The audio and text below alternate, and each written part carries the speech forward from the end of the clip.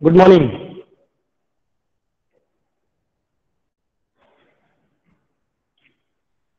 Am I audible?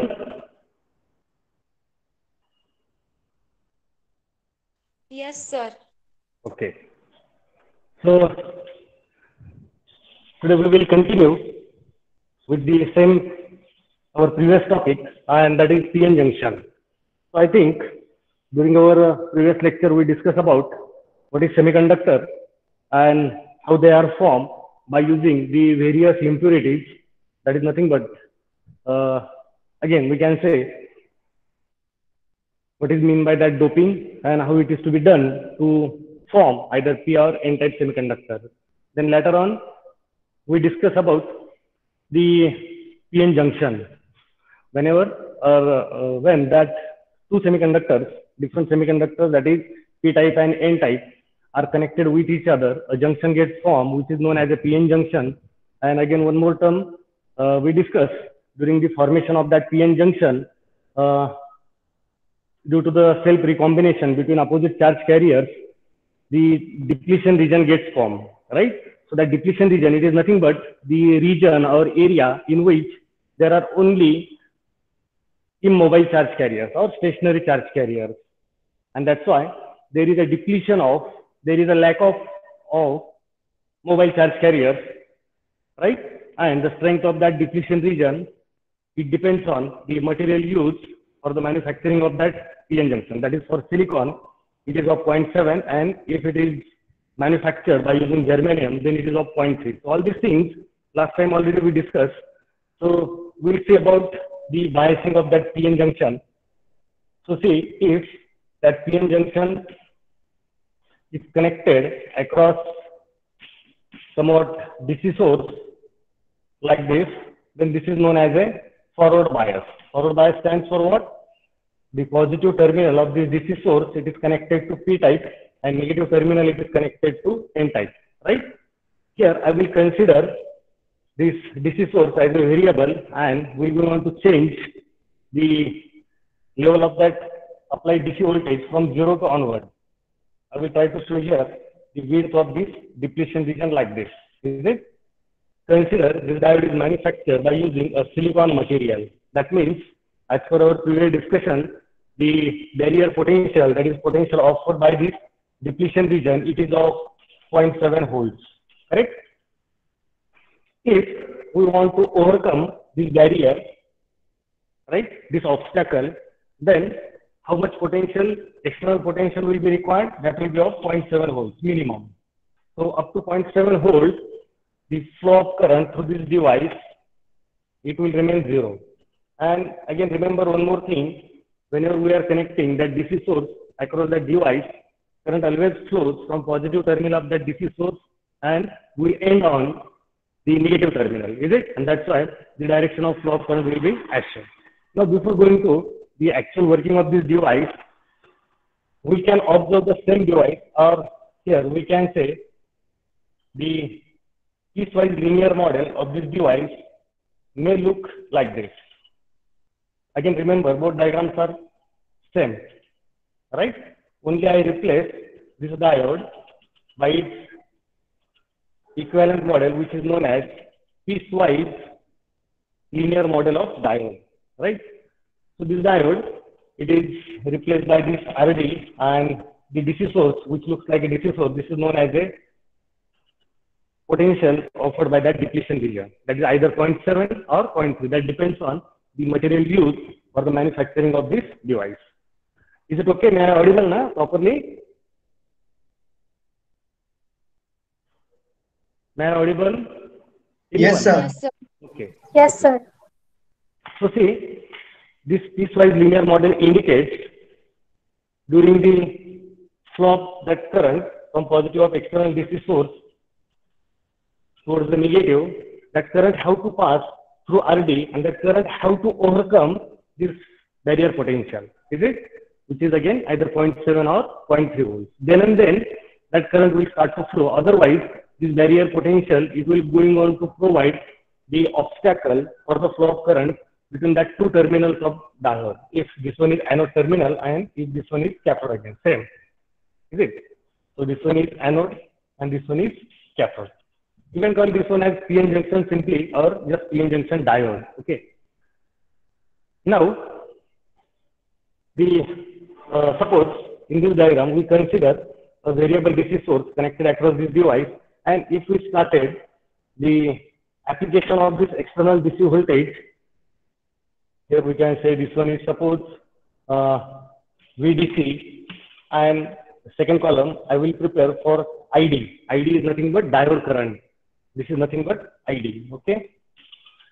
So if I apply this VDC equals to 0 volts by this variable DC source, if it is of 0, the question is how much will be the current through this device? Are you getting question? If I applied the DC voltage of 0 volt, how much will be the current? Fast. Those who are here.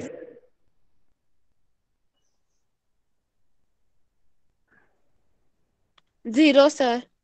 0. So be fast, na? The current will be 0 because the applied voltage is 0. Similarly, if it is 0.1 volts now, instead of 0, if it is 0.1 volt, current will be, again it will remain 0. Why? Because we can't overcome the barrier potential offered by that PN junction, right? And how much is the barrier potential?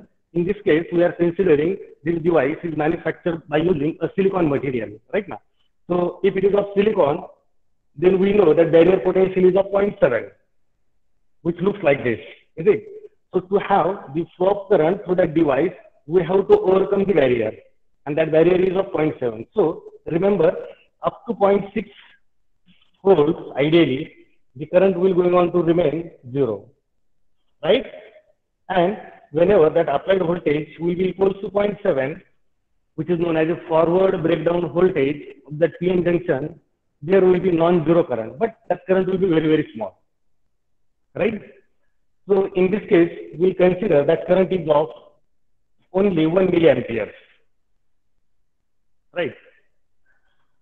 Now, again, if I increase this applied voltage from 0.7 to onwards, like suppose it is 0.8 volts, I increase it simply just by 0.1 volt, and what I can say, there will be increase in current like this.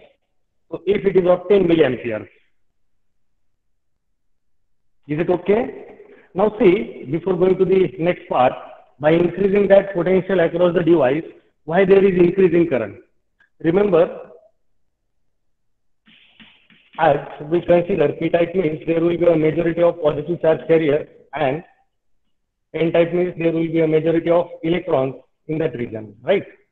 So whenever we are connecting positive potential to the P-type, there will be a repulsion of positive charge carrier like this, is it? And whenever we are applying negative potential to the N-type, again there will be a repulsion of negative charge carrier. So from both sides, there will be a movement of that majority charge carriers, is it? And they will be going to cross this barrier because we applied the voltage minimum equals to its barrier potential. That means we are overcoming that barrier, right? So see, by this 0.7 volts, or it will be going to decide how much charge carrier will get repelled, right? Whenever we will going to increase this applied potential from 0.7 to 0.8, the number of repelled charge carriers also will get increased. When we will going to increase this external voltage from 0.8 to 0.9, again number of charge carriers will get increased. Are you agree with this? Due to the increase in potential across that device or across that majority charge carriers, the number of repelled charge carriers that will be dependent on the amplitude of applied voltage or the level of that applied voltage. Are you agree with this?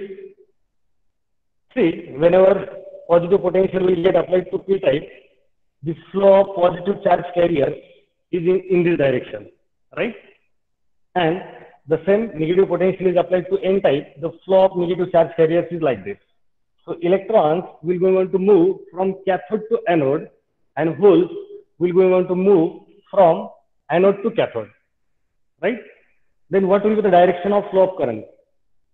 Remember, one important thing, the current direction, this is the direction of flow of charge carrier.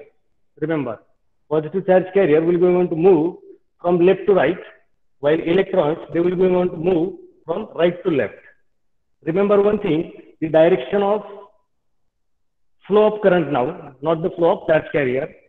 The direction of flow of current, it is in the same direction as that of flow of positive charge carrier. And direction of flow of current due to electrons, it is in the opposite direction as that of electrons, right? So here, whatever current will going on to flow due to positive charge carriers, that will be from left to right. And whatever current will going on to flow due to negative charge carriers, I can say IN, that is current due to negative. What I told, the direction of flow of current, it is opposite in the direction of flow of electrons. And that's why this IN, I have to show again from left to right. Then IP, it is also left to right. Right. And during the start of this session, what I told, the direction of current, it is always from positive and ends on negative of the DC source. So you will observe this IP is flowing from left to right, that is positive to negative of the DC source, and IN is also in the same direction. And that's why the total current will be equal to ID. Okay. So we'll switch to our example. So at point 7, if we consider the amount of flow of current, that is just 1 milliamp, because very few number of charge carriers will get repelled at the forward breakover voltage. At point 8, the number of repelled charge carriers will get increased, but they will not be linear, remember. Then at point 9 volts, suppose that current becomes 100 milliampere. That means by 0.9 volt, more number of charge carriers will get repelled, and last one will take as 1 volt, at which this current becomes 1 ampere. So what is meant by current? Current is nothing but the flow of charge carrier, right? And what is meant by amount of current? Here I shown 1 milliampere current, 10 milliampere current, 100 milli, 1 amp, right? So what is meant by amount of current? Amount of current is nothing but amount of flow of charge carriers. And previously, just I told, whenever we are increasing the potential across the charge carriers, more and more number of charge carriers gets repelled. That is nothing but the movement of that charge carrier will be going to occur, right? And that's why, in this case, we can say the amount of current also gets increased. So what thing you observe, or if we try to plot the same thing, or if we decided to observe the same thing graphically, then you will observe somewhat that characteristic like this. Is it visible to all?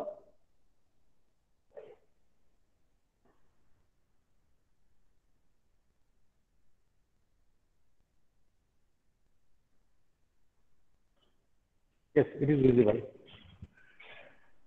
On x-axis, what I will take, I will be going to take the DC applied voltage in volts, and over here I will be going to consider the ID. First point, that is at origin, if the applied voltage is 0 volt, already we know the amount of current flowing through this device, it will be of 0 milliampere.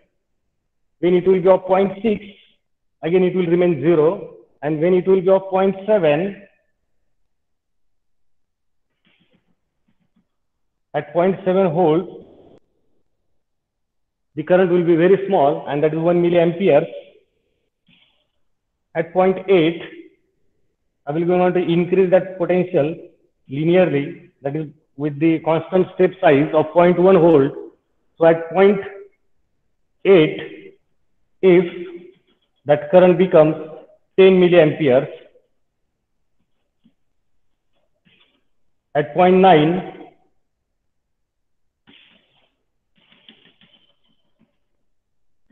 if that current goes to 100 milliamperes, and at 1 volt,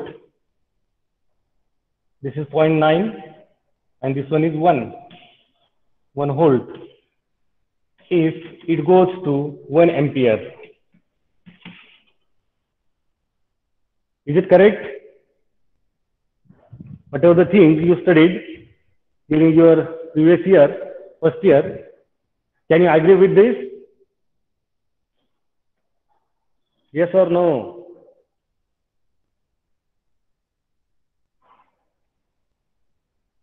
May I audible to all?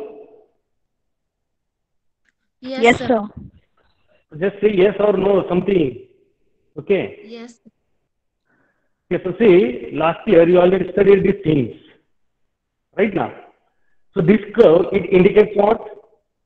By changing voltage across the device, do not changes the current linearly. Remember, it is non-linear device.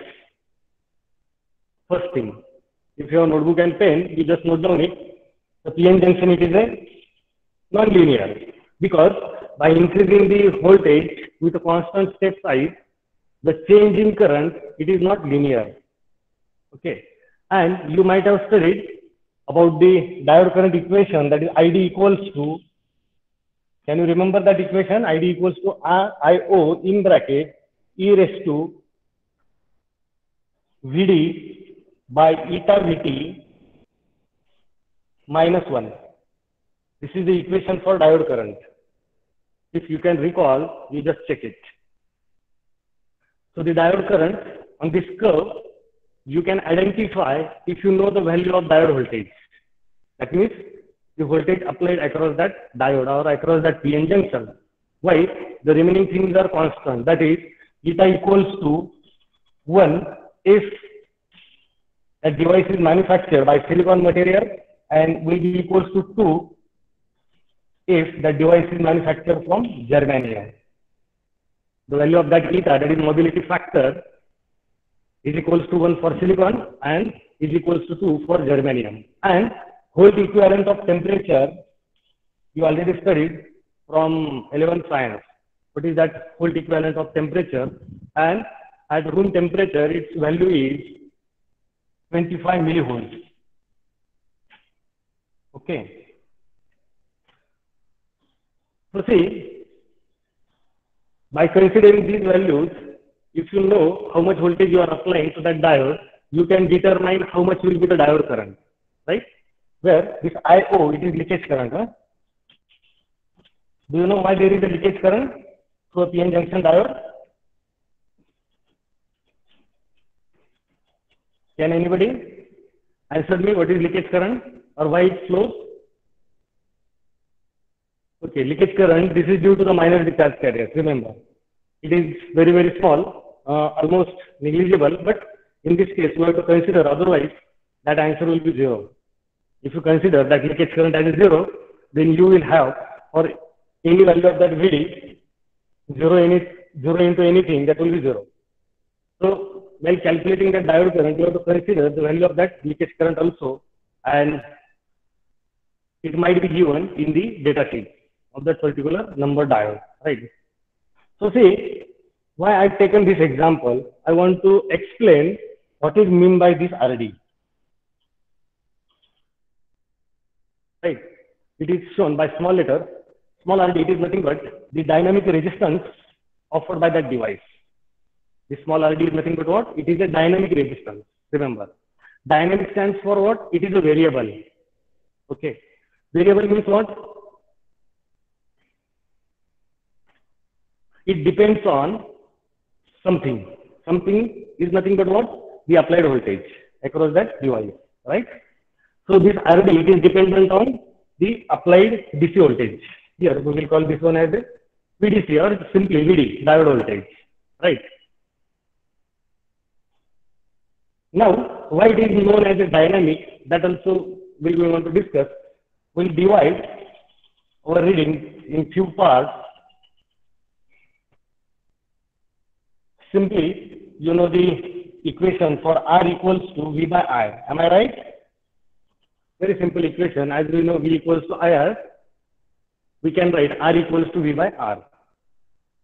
Now, this small RD, as we are calling it as a dynamic, here we will be able to consider delta VD by delta ID.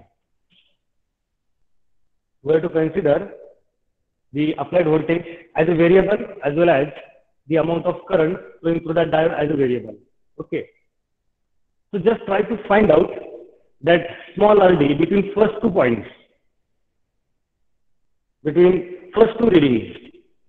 First one is 0 and second one is 0.1. Again, if your notebook and pen and calculate, just do it fastly. Huh? See, delta VD is nothing but how much between first 2? Change in diode voltage, that is from 0 to 0.1. So delta VD will be 0.1 minus 0. So it will be 0.1. Am I right? And delta ID is nothing but 0 minus 0, that is 0. So anything divided by 0, the value will be how much? Infinity. Infinity, correct. So between these 2 points, you will have the value of this small RD as how much? Infinite. Agree? Now, the resistance as infinite means that part will going to act as a short circuit or open circuit. What do you think? Open circuit. Open circuit. If that part is acting as an open circuit, how much will be the current through it? 0. It will be 0. And that's why our first 2 readings are correct. Right? Similarly, if you try to try to find out this small RD up to 0.6, that means 0.1 to 0.2, 0.2 to 0.3, 0.3 to 0.4, 0.4 to 0.5, and 0.5 to 0.6. All readings for this small RD you will have as a 0 because as we know current flowing up to the forward breakover voltage is 0. Right? Now just switch between another 2 points, that is 0.7 to 0.8, then go towards 0.8 to 0.9, and then go towards 0.9 to 1. I require these 3 readings from your side. It will not be infinite now. Yes or no? Because delta ID term is not 0. For remaining all these readings, that is 0.7 to 0.8. You will observe this delta VD, it will remain 0.1. Is it? That is, say, suppose between these 2 points, you have to find out small RD, then how you will determine it? Delta VD, that is 0.8 minus 0.7. It will be 0.1. Divided by delta ID. Delta ID is not 0. 10 milli minus 1 milli. So it will be 9 milli. So 0.1 divided by 9 milli. 1 milliampere. 0.1 divided by 9 milli. How much is the value of small RD? 0.11 milliampere. Oh no. What is the unit of small? What is the unit of resistance? Ohm. It is in ohm, right? Now, as milli is a denominator, your answer will be in kilo. So simply it will be 0.1 divided by 9 into 10 raised to plus 3. Yes or no? 9 milli means what? 9 into 10 raised to minus 3. See, 0.1 divided by 9 into 10 raised to minus 3. The same you can write 0.1 divided by 9 into 10 raised to plus 3. Yes or no? Yes, sir. Yes. So how much is the answer? 111. 100 and 111, na? Okay, 11.11. 11.1. 11.1 what? Kilo ohms or simply ohms? Ohm. Pakka? Oh. Just check it, huh? Yes. Just check it. Okay. Now, between remaining 2, next 2, that is 0.8 to 0.9. Again, delta VD is 0.1. Am I right? Between these 2 points, delta VD, that is 0.9 minus 0.8, it will be 0.1. But delta ID, instead of previous difference, now it will be 90 milliampere, 90. That is 100 milli minus 10 milli.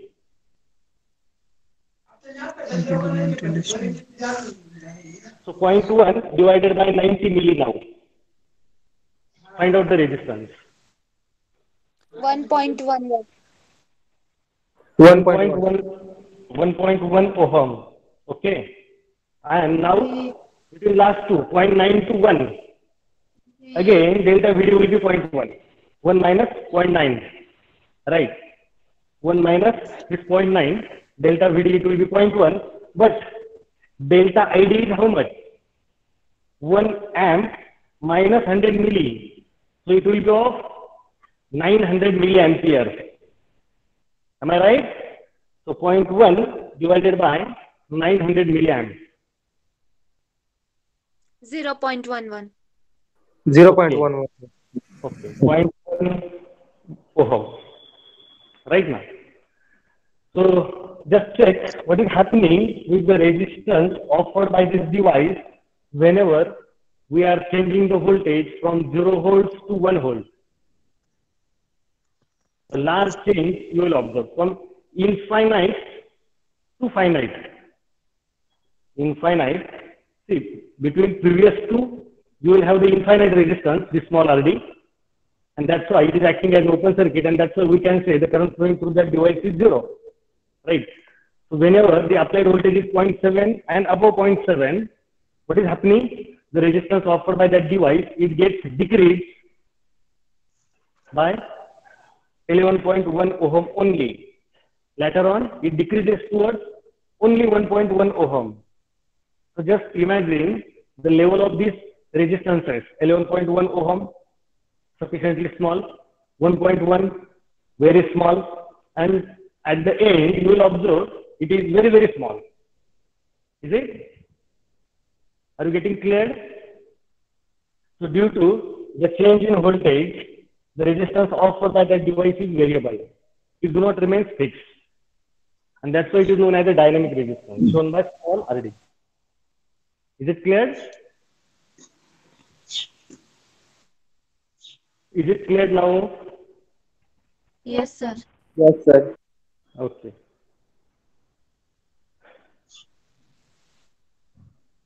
So I think related to diode, this topic is completed. Now we'll take the simple example.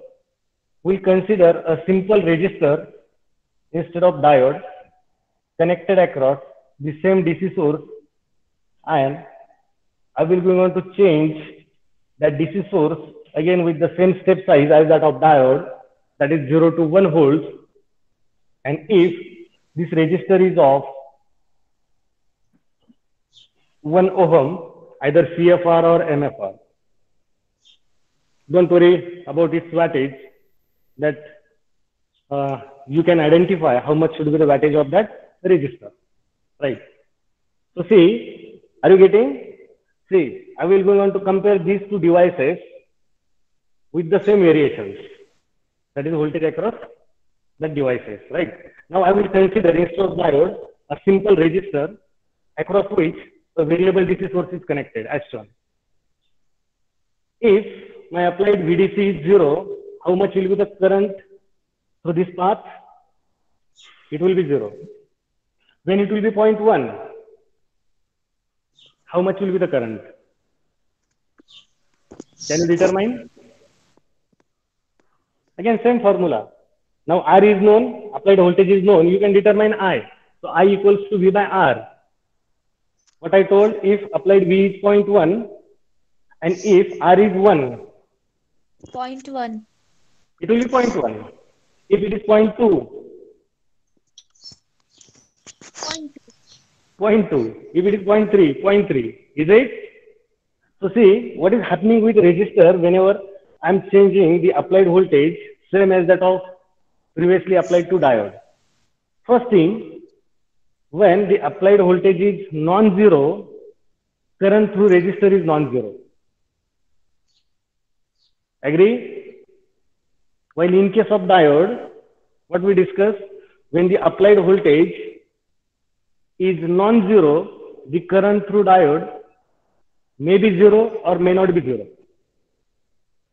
Agree?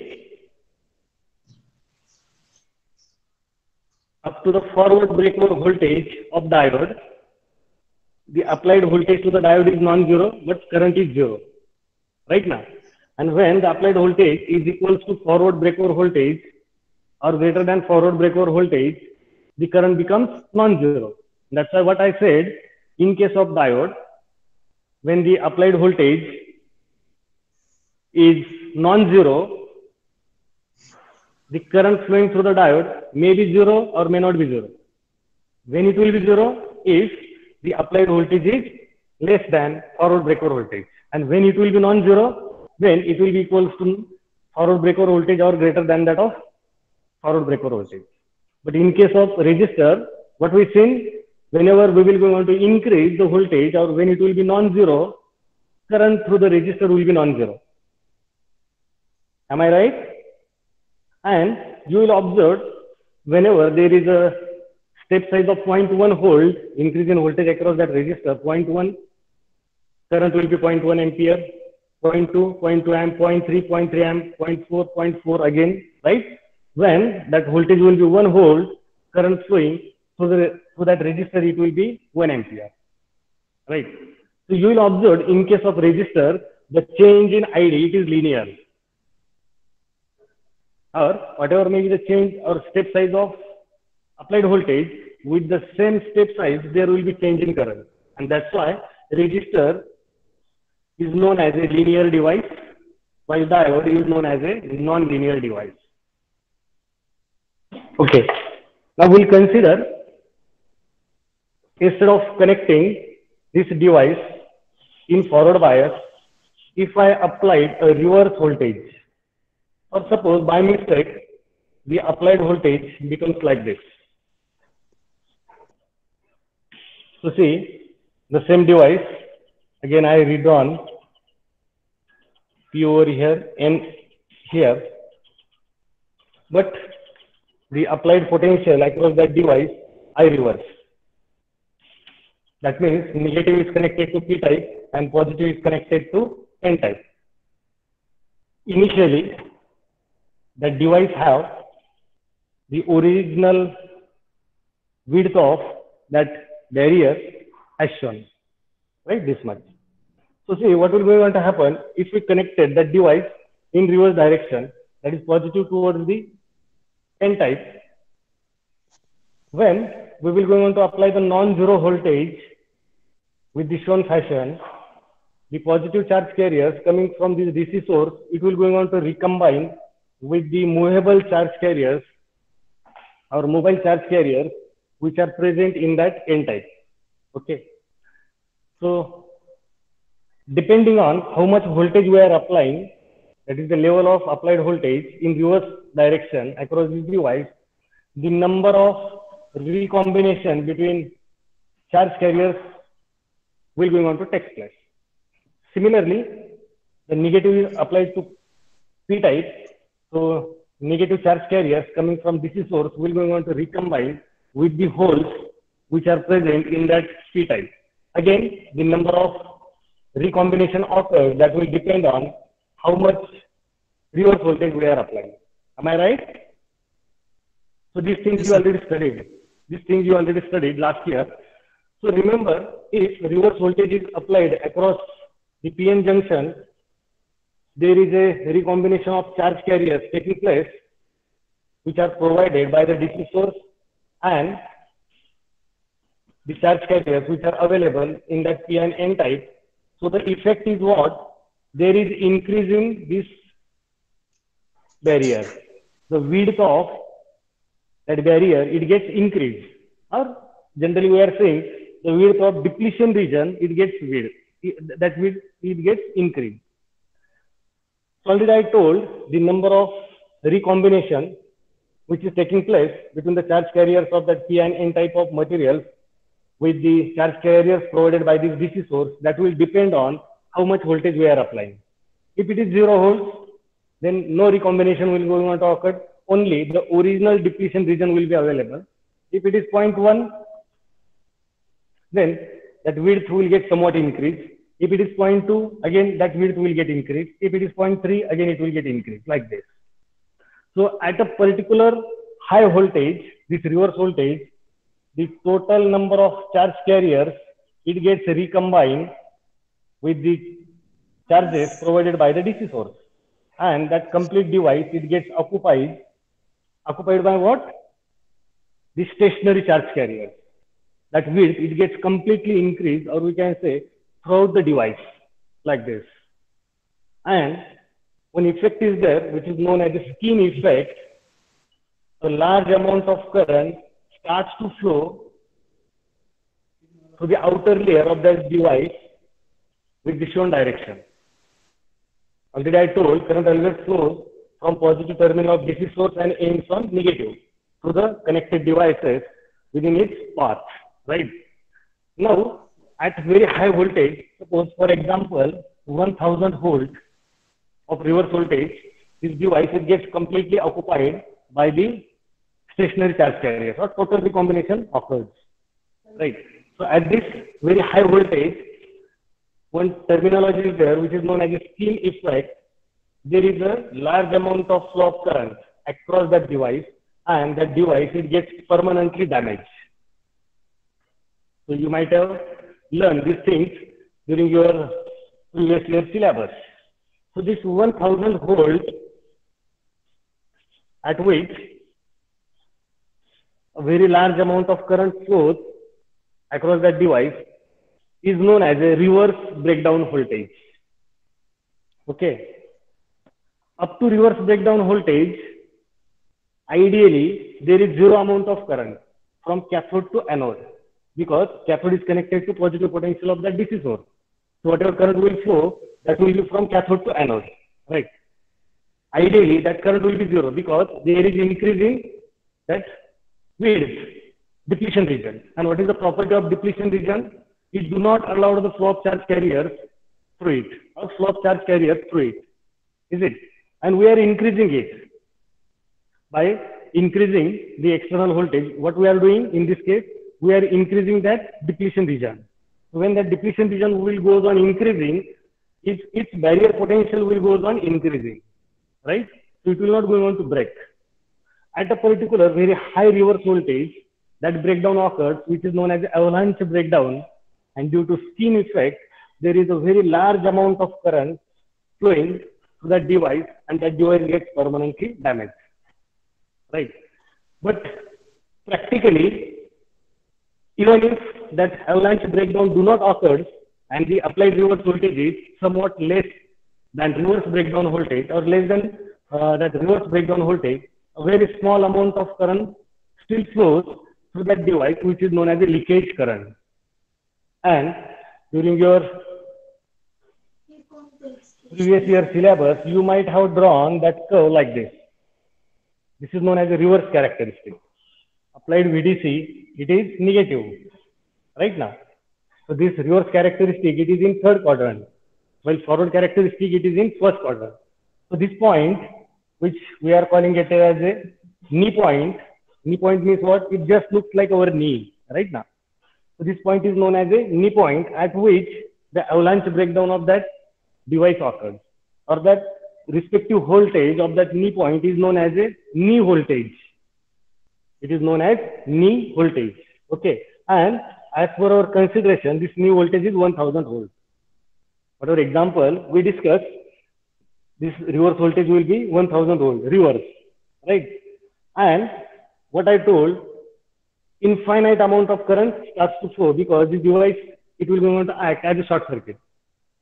And through short circuit path, how much is the current? As R is 0, short circuit path means the resistance is 0, and that's why the current flowing through the short circuit path, it will be infinite. So see, if you try to find out the amount of current between these 2 points, how much it will be? A line shown by vertical. Vertical line means slope will be how much? Can you give me an answer? Slope of this vertical line is equal to either 0 or infinite.